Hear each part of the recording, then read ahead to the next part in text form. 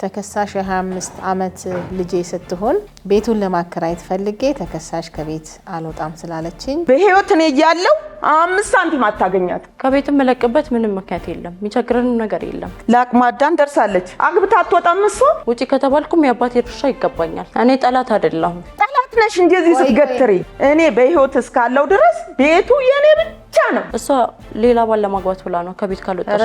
ተይረፊ ልጄ ቆይ ከስር ነው የመጣው ወደ ላይ አይደል? እንዴት ከላይ ይወልቃል ጥርስ? ከስር ተመጥቶ ነው። ከስርም ከላይም ያለው ጥርስ የራሴ ነው አይደል እንዴ? ስለ እድሜዋ ልዩነት ዛሬ ነው ከመጣሽ በኋላ ነው ያወቀው። ልክ ካገባሃለው ብየውማ ልክ ካገባሁት ኮርሶ ፊት አቀረብኩት አይደለ? ከባሌ ራስ ላይ ውረጅ።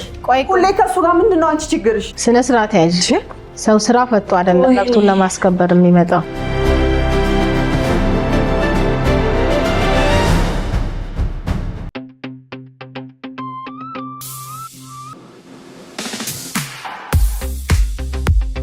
ሰላም ውድ ተመልካቾቻችን እንደምን ሰነበታችሁ? ይህ ሳምንታዊ የሆነ የዳኛ ይታይ ፕሮግራም ነው። እንግዲህ ይህንን ፕሮግራም ወደ እናንተ አዘጋጅቼ የማቀርብላችሁ እኔ ይታይ ጣሴ ሲሆን በሙያዬም ዳኛ ነኝ። ከሳሽ፣ ተከሳሽ፣ ምስክሮችን ወክለው የሚቀርቡት ተዋናዮች ናቸው። እንግዲህ ሕግን አለማወቅ ከተጠያቂነት አያድንም የሚለውን መርህ እየተከተላችሁ፣ ምክንያቱም ሕግን ስላላወቅኩ ነው ይህንን ያጠፋሁት ይህን የተሳሳትኩት ብትሉ ሕግ ደግሞ ስላላወቁ ነው ብሎ ይቅርታና ምህረት አያደርግላችሁም። ስለዚህ ይህ የዳኛ ይታይም ፕሮግራም ቁጭ ብላችሁ እየተከታተላችሁ የህግ እውቀታችሁን ሰፋ እንድታደርጉ የሁል ጊዜ መልእክቴ ነው። ዛሬም አንድ አስተማሪ የሆነ ፕሮግራም ይዤላችሁ ቀርብ ያለሁኝ። ጉዳዩ ምንድነው? ክርክሩ፣ ፍርዱ ምን ይመስላል? ህጉስ ምን ይላል የሚለውን አብረን የምንከታተለው ነው የሚሆነው። ወደ ችሎት ልገባ ነው። ተከተሉኝ። መልካም ቆይታ።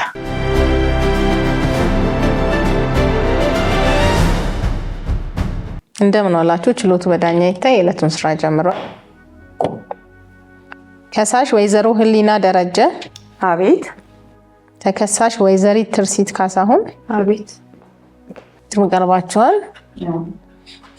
ጥሩ። እንግዲህ ያው ከሳሽ ተከሳሽ የ25 ዓመት ልጄ ስትሆን ከባለቤቴ ጋር ከአቶ ካሳሁን ጋር በጋብቻ በነበርኩበት ወቅት የወለድኳትና ባለቤቴም በመኪና አደጋ ጥር 3 ቀን 2015 ዓ.ም ያረፈ ሲሆን በፍርድ ቤት ሚስትነቴን አረጋግጫለሁ።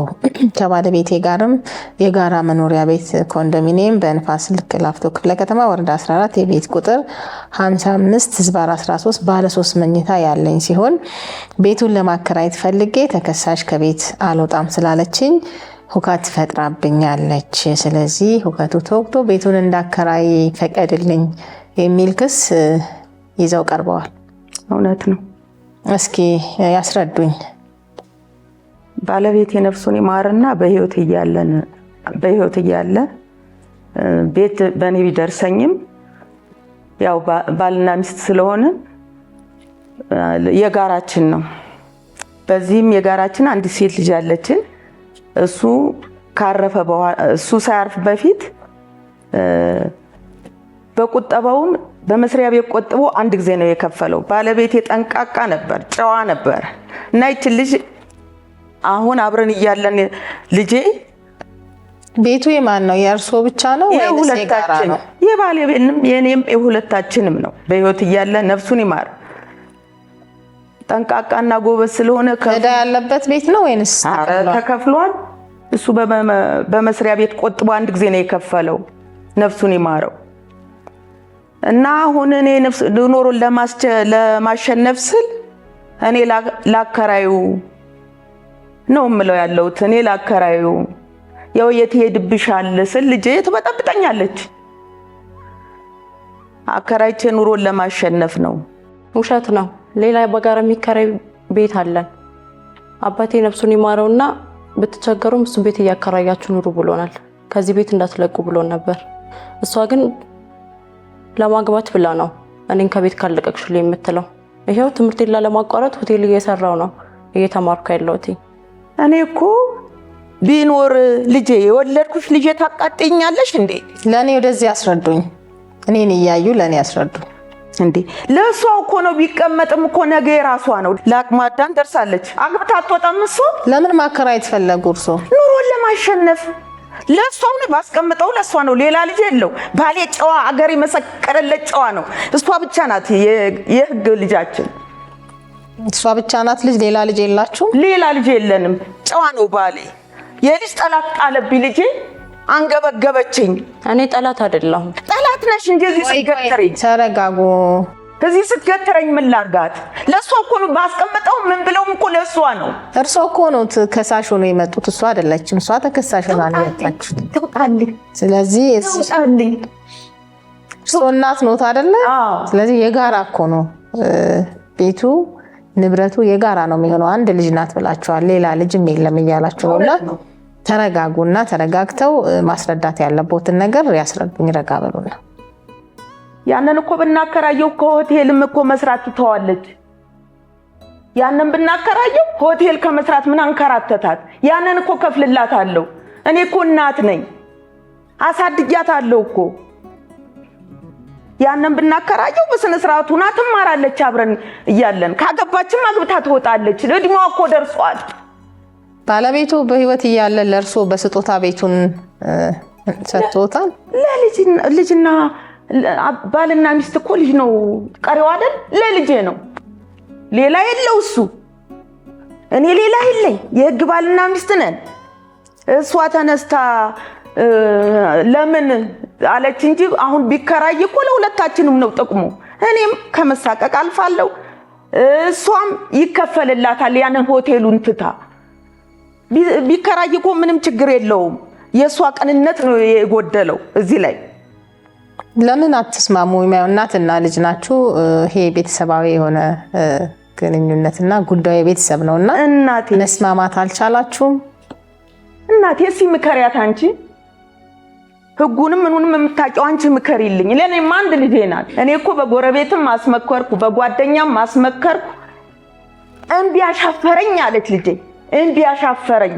የዛሬን ወጣት ታውት የለ የፈላበት እኮ ነው ልጄ። ተይኝ እስቲ ተናድጃለሁ ዛሬ።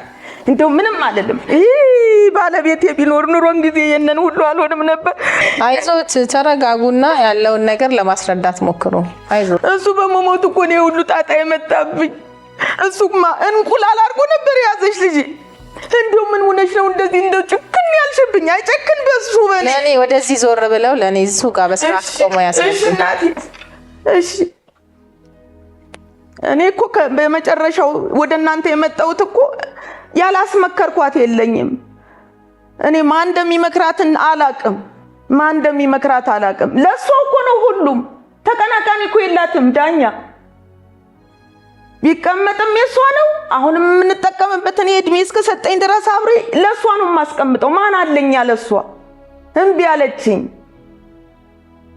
ይሄንን በደንብ ማስረዳት አልቻሉም ነበር? በቤተሰብ በጎረቤት በሚቀርባት ሰው ማለት ተግባብታችሁ ይሄንን ጉዳይ መጨረስ አልቻላችሁ? አስመክሪያታለሁ መክሪያታለሁ፣ ግን አልሰማም አለች። የዛሬ ልጆች ምን እንደሆነ አላውቅም። እኛ በእነሱ ጊዜ እንደውም እኛ ቀና ብለን አናይም ነበር። የአሁኑ ልጅ ኧረ ተይኝ። ስለዚህ ቤቱን ላከራየው ነው ትውጣልኝ ነው የሚሉት? ቤቱን ማከራየት መብቴ ነው። ትውጣልኝና እኔ አከራየዋለሁ። የኔ ነው እኮ ቤቱ፣ የባሌና የኔ ነው። እሱ ከሞተ ደግሞ የኔ ነው። እኔ ከሞትኩ ደግሞ የሷው ነው እኮ። እኔ በህይወት እስካለው ድረስ ቤቱ የኔ ብቻ ነው፣ የኔና የኔ ብቻ። አሁን ትውጣልኝ። እኔ ማከራየት እፈልጋለሁ፣ አከራየዋለሁ። እሷ ግን ትውጣልኝ። የኔና የኔ ብቻ ነው ቤቱ። እሱ በህይወት እያለ አብሬ ያፈራሁት ነው። እንግዲህ ከሳሽ እያሉ ያሉትን ሰምተሻል። እስቲ አስረጃ ያለውን ነገር ምን ትያለሽ? እዚህ ላይ ውሸት ነው። ሌላ የሚከራይ ጋና መኖሪያ ቤት አለን። ሌላ የሚቸግረን ነገር የለም። ልጅ ያለሁት እኔ ብቻ ነኝ። ይሄው ትምህርቴን ላለማቋረጥ እንኳን ሆቴል እየሰራሁ የማታ እየተማርኩ ነው። እሷ ሌላ ባል ለማግባት ብላ ነው ከቤት ካልወጣች። ኧረ ተይ ረፊ ልጄ። ቆይ እርሶም ስነ ስርዓት ያዙ። አንቺም ደግሞ ያው እናትሽ ናቸውና እናትና ልጅ የቤተሰብ ግንኙነት ስለሆነ በዚህ ደረጃ እንደሱ ሳቴ ጥሩ ቃላትን እየተጠቀምሽ ለማስረዳት ሞክሪ። እንደዚህ ላፊ ነገሮችን ታያቸው። ትክክል ነው። እኔ ከእናቴ ጋር እዚህ ጋር መቆም አልፈልግም ነበር። ነገር ግን እኔ ማየት አስጠላት። እድሜሽ አልፏል ከቤት ውጭልኝ ነው የምትለው። እኔ እናትሽ አንቺን ማስጠላት አቃተኝ? ኧረ ተይ ልጄ ተይ። እንዴት ሰው ልጁን እንዴት ይጠላል? ቆይ አንዴ እርሶ ሲያወሩ ጣልቃ አልገባችም አይደል? እሷ ትጨርስና ሐሳቦትን ይገልጻል። ቀጥ ስለዚህ እኔ አባቴ ሌላ ቤት ስላለን እሱን ያከራየሽ ተጠቀሙ ብሎናል። አሁን ካለንበት ቤት በጭራሽ እንዳትለቁ ብሎናል። ሌላ መኖሪያ ቤት አላችሁ? ትክክል ነው። ብለምናት በስለምናት ልትሰማኝ አልቻለች። እኔ ከአባቴ ቤት ወደ ልሂድ? የት መሄጃ አለኝ? ይኸው ትምህርቴንም ለማቋረጥ ሆቴል እየሰራው ነው ያለሁት። እሷ እያለች የሚከራይ ቤት እያለን ቢከራይ እኔ ከአባቴ ቤት ወዴትም አለ። ቆይ ቢከራይ አላንተ ሆነ። ቆይ ስሜታዊ ሆነው አይናገሩ። እሺ ልጅ ምን ላርግ ብለሽ ነው? አይ በቃ በተራ ነው። አቋርጧት። እኔም ከዚህ በኋላ አላስጠንቅቆት። በስነ ስርዓት ማስረዳት ያለቦትን ነገር አስረዱ። ለሷም አይደለም ለኔ ነው ማስረዳት ያለቦት። ቀጥ ከቤትም መለቅበት ምንም ምክንያት የለም። የሚቸግረንም ነገር የለም። ሌላ የሚከራይ ቤት አለን። አባቴ ከዚህ ቤት እንዳትለቁ ብሎናል። ስለዚህ የሚቸግረንም ነገር የለም። እኔ ቤቱ መለቅበት ምክንያትም የለም። እኔ እሷ ስለከሰሰችኝ ነው እንጂ እዚህ ጋር ከሷ ጋር ቆሜ መከራከር እናቴ ናት፣ አከብራታለሁ፣ ወዳታለሁ። እዚህ ጋር መቆምም አይገባኝም። ስለተከሰስኩ ነው የመጣሁት። አንቺ ብቻ ነሽ? ሌላ ልጅ የለም? አዎ እኔ ብቻ ነኝ። ቤቱ የራሴና የራሴ ብቻ ነው። ዳኛ ከቤቱ ትውጣልኝ። ሁለት ቢሆኑ አንድ ናት እንጂ ሁለት ቢሆኑ አቃጥለው ገድል አድርገውኛል ገና ድሮ።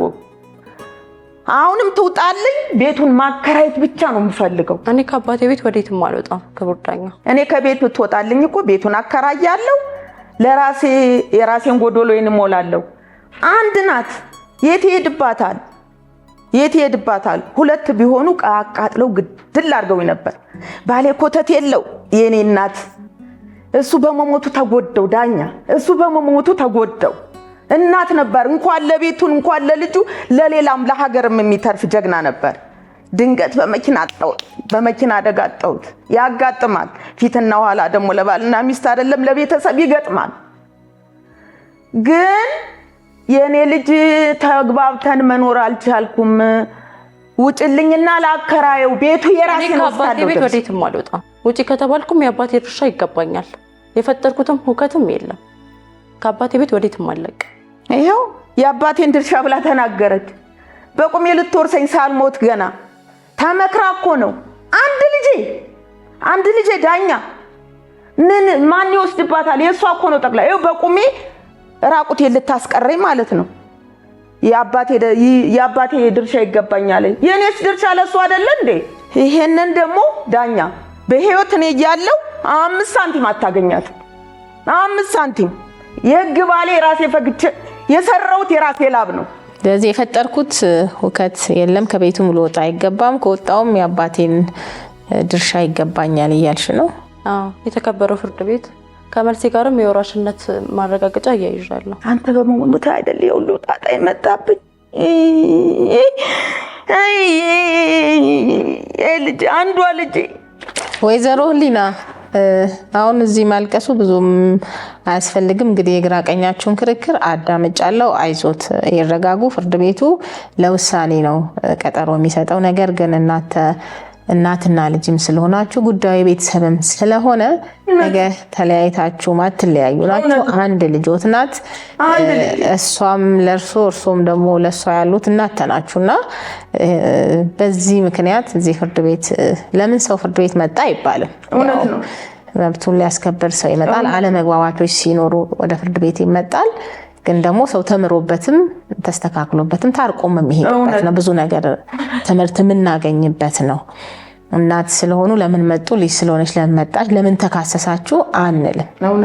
ነገር ግን ይሄ ፍርድ ቤት የሚሰጠው ውሳኔ ነው። እናንተ ጉዳያችሁን በስምምነት ጨርሳችሁ የምትመጡበትንም ቀጠሮ በዛው ብትስማሙ፣ በተጨማሪ ይሄንን ሐሳብ እሰጣለሁ። መስማማት የምትችሉ ከሆነ ብትስማሙ እኔ ደስ ይለኛል ብንስማማ። ይሁን ቢስላለችኝ በዘመድም ማስመከርኩ፣ በጓደኛም ማስመከርኩ፣ በነፍስ አባትም ማስመከርኩ። ሊሆን አልቻለም ልጄ። እኔማ ተስማምተን አንድ ልጅ አይደለች አካሌ ክፋይ አይደለች። አብረን ብንኖር እኮ ደስታውን አልችለውም። እኔ አሁንም ትውጣ፣ እኔ ጋር መኖር ከፈለገች እኔ ጋር ትኖር። የአባቷም የኔም ላብ ነው። አብረን ያው የትም ማሄድባትም የራሷ ነው። እንትን አላልኩም ካለች እኔ ግን ትውጣልኝ በቃ አከራያለሁ ያንን ቤት አከራያለሁ። ወደ እናንተ ያመጣሁት እኮ ዘመድ ሁሉንም ማስመክሬ ጓደኛ ከአቅሜ በላይ ሲሆን ነው ወደ እናንተ የመጣሁት። ልጅ መቼም እናት ልጇን አትከስም። ከአቅም በላይ ቢሆንብኝ ነው ወደ እናንተ የመጣሁት። ከሰማች እሺ ትበልና እናንተ ካስማማችሁን እሺ ትውጣልኝ ይከራይ ቤቱ። ለሷም ከዛ ሆቴል መስራት ትውጣ። ይበቃናል እኮ ልጄ ለኔና ለሷ ነው። ሌላ የለንም። እኔ ብኖርም እኔ ብሞትም እኮ ለሷው ነው። ሌላ ምንም የለንም እኮ አንድ ናት። የአካሌ ክፋይ ያሳደኳት ልጄ ናት እኮ። ለምን አትስማሙም ታዲያ? እምቢ አለችኝ። እኔ አንድ ድል ልስጣችሁ፣ ተስማሙ። ከተስማማች ማከራየት እፈልጋለሁ። እኔ የመጨረሻ እዚህ ጋር እንድትሰጡልኝ ነው የምፈልግ። እኔ ለፍቻለሁ በየቦታው በየምኑ አፍነክሪያታለሁ። ትውጣልኝ ነው የምለው። እኔ እናንተ እንድትጨርሱልኝ ነው የምፈልገው ሁሉን ነገር። ምን ትያለሽ? እኔ ከአባቴ ቤት ወዴትም አልወጣም። ለሽማግሌዎችም ተናግሬያለሁ። ወዴትም መውጣት አልፈልግም። ከወጣውም የአባቴን ድርሻ እፈልጋለሁ። ምንም የፈጠርኩትም ሁከት የለም። ስለዚህ አንስማማም እያላችሁኝ ነው? እኔም ደግሞ እንድትወጣልኝ ስለምፈልግ አልስማማም። ጥሩ እንግዲህ ፍርድ ቤቱ መዝገቡን መርምሮ ውሳኔ ይሰጣል። ውሳኔ ለመስጠት ተለዋጭ ቀጠሮ ተሰጥቷል። የዕለቱ ስራ በዚህ ተጠናቋል።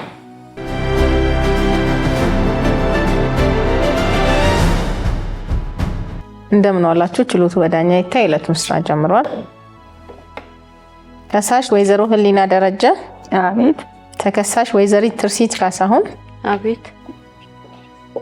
እንቀርባቸዋል።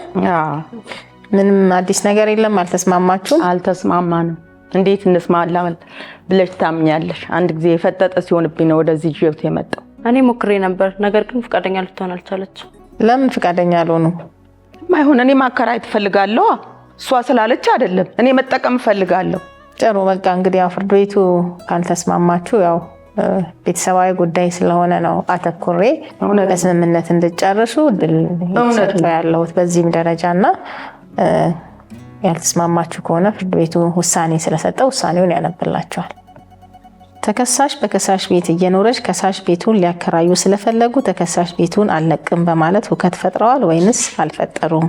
ተከሳሽ ቤቱን ልትለቅ ይገባል ወይስ አይገባም የሚለውን ፍርድ ቤቱ ተመልክቷል።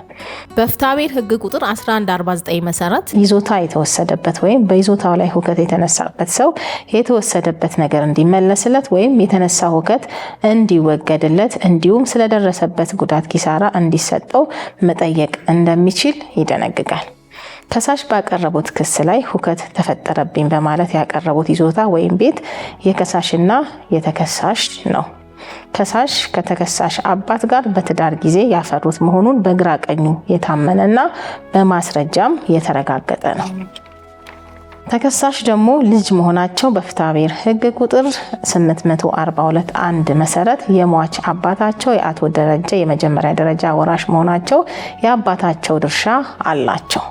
ስለሆነም ከሳሽ በይዞታው ላይ ያላቸው መብት የግል ሳይሆን ከተከሳሽ ልጃቸው ጋር የጋራ በመሆኑ ተከሳሽ በከሳሽ ላይ የፈጠሩት ሁከት ስለሌለ ከቤት ሊወጡ አይገባም በማለት ፍርድ ቤቱ ውሳኔ ሰጥቷል። ወጪና ኪሳራ ግራ ቀኛችሁ ተቻቻሉ። ይግባኝ መብት ነው። መዝገቡ ተዘግቷል። ወደ መዝገብ ቤት ይመለስ። የዕለቱ ስራ በዚሁ ተጠናቋል።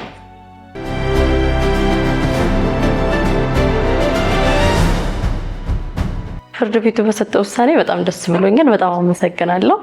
ያው እኔ ከእናቴ ጋር እዚህ ጋር በመቆሜ ደስ ባይለኝም በውሳኔው ግን ደስ ብሎኛል። አንድ ያለችኝ እናቴ እሷ ናት። አብሬያት ደስተኛ ሆኜ በፍቅር አብሬያት ሆኖ ደስ ይለኝ ነበር። ያው እሷ እናቴ ናት፣ እንደ እናት ናት፣ እንደ ሚስት ደግሞ ሚስት ናት። ስለዚህ እኔ ምንም የፈጠርኩት ውከትም የለም። ችሎቱ ለሰጠኝ ውሳኔ በጣም ደስ ብሎኛል። በጣም አመሰግናለሁ። እንግዲህ ዛሬ ለኔ ብቻ የሚፈረድ መስሎኝ ነበር፣ የብቻዬ መስሎኝ ነበር። ለካ ለሷ ደግሞ በአባቷን ድርሻ ለመውሰድ ደግሞ ለካ መብት አላት። እኔ መሰለኝ እኔ ለኔ ብቻ እስካለው ድረስ በህይወት ለኔ የሚፈረድ መስሎኝ ነበር፣ ግን ለሷ ተፈረደላት። እንግዲህ ከቻለች ልጄ ይሄንን ትምህርት አግኝቻለሁ። ህግ እንዴት እንደሆነ ሳላደንቅ አላልፍም ችሎቱን። ምክንያቱም ይሄንን ህጉን ማወቄ ለራሱ ለህብረተሰቡ መታወቁ በጣም ደስ ይላል። እንደዚህ ህግ ፍርድ እኩል እንደሆነ ሚዛናዊ እንደሆነ አውቄያለሁ። ግን እንግዲህ አመሰግናለሁ። ያላወቃችሁ ወቁ። እንግዲህ ሁሉም ፍርድ እንዳለ ወቁ። እኔ በጣም ተደስቻለሁ። ልጄ እሺ ካለች እንግዲህ ወደ ሽማግሌ ወስዳለሁ፣ ካልሆነም የራሷን እንግዲህ እንደተባለው ፍርድ ቤት እንዳለው አደርጋለሁ። እኔ ግን ከአንድ ልጄ መለየት አልፈልግም። በጣም አመሰግናለሁ። ችሎቱን ሳላመሰግን አላልፍም። ውድ ተመልካቾች ችሎቱ እንደተመለከታችሁት ነው። ማንኛውም ሰው ወደ ክርክር ከመግባቱ በፊት ጉዳዩን በጥልቀት ማሰብ፣ ስለ ጉዳዩም የህግ ባለሙያ ማማከር ያስፈልጋል። ስለዚህ በዚህ መሰረት ከሁለት ተጋቢዎች የተወለዱ ልጆች በአንደኛ ደረጃ ወራሽ እንደሆኑ ስለሚናገር ያለ አግባብ የራሳቸውን ጥቅም ብቻ ለማሳካት በማሰብ የሌላውን መብትና ጥቅም እንዳያገኙ ለማድረግ መፈለግ በህግ እንደሚያስጠይቅ አውቀን ለእያንዳንዳችን ህጉ ባስቀመጠልን መብትና ጥቅም ድርሻ አወሳሰድ መንገድ ተጠቅመን ራሳችንን ካላስፈላጊ ጥቅምና ውጣ ወረድ እና የህግ ተጠያቂነት መጠበቅ ይኖርብናል የሚለው የዕለቱ መልእክቴ ነው። ውድ ተመልካቾች እንዲቀርብላችሁ የምትፈልጉት የህግ ጉዳይ ካለ እንደተለመደው በኮሜንት አሳውቁኝ። ሳምንት በሌላ ፕሮግራም እስከምንገናኝ ቸርን ሰንብት።